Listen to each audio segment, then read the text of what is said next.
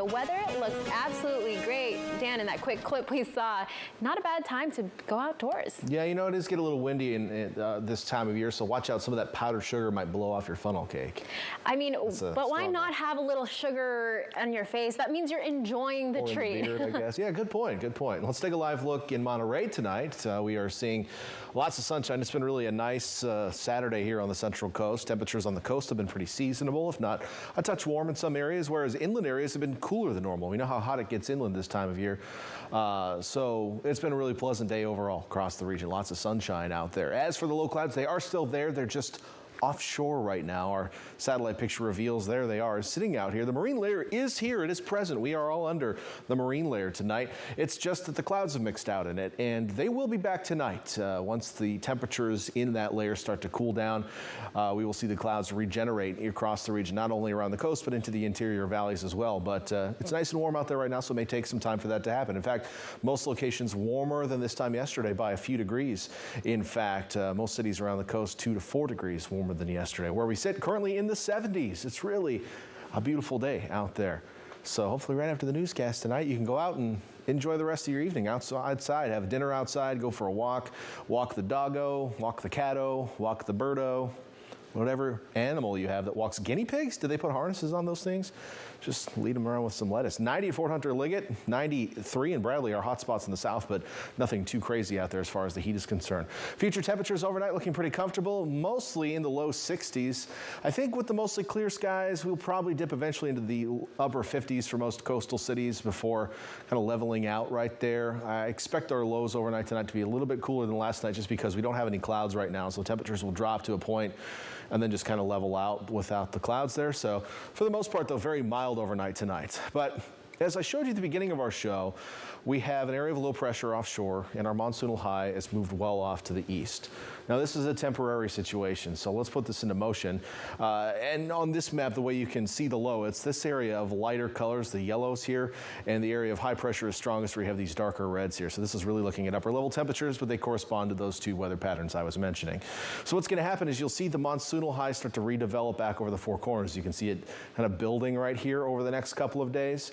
And as it does so, it'll start to push some moisture back into our neck of the woods, I think, early next week. So we'll start to see the high clouds again, and even can't rule out a chance of, looks like maybe a shower or thunderstorm on Tuesday we're watching. The low is still going to sit here offshore for a couple more days, but it's just this monsoon high is going to be strengthening back over the four corners, where it's going to sit for a few more days before strengthening further toward the end of the week. Now, eventually this low is going to start to move back up the coast, and then the high is going to start to build back down to the southwest, and that's going to mean probably some warmer temperatures for our inland areas toward the end of the week. So the next couple of days will still be a little bit seasonable, but I expect some warming temperatures, and we'll be back in that monsoonal plume as well, which means we could see some moisture. That's really what I'm expecting from the weather pattern over the next couple of days. In the meantime, overnight tonight, as I mentioned, the low clouds eventually will return to our valleys and coastal areas with our deepening marine layer, or I should say deep marine layer. It's not necessarily deepening tonight, but our deep marine layer will allow those clouds to reach well far inland by tomorrow morning.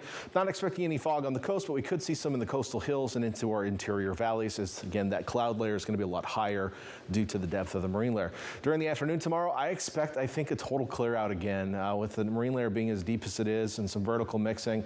I think there will be a point tomorrow afternoon where we don't have any clouds at all on the coast. The model's still showing a few hanging around here and there, but it should be a pretty similar day tomorrow to what we had today. Maybe a little bit cooler on the south side of the bay, as it looks like our surface winds get a little more northwesterly tomorrow afternoon, but it should be another very nice weekend day.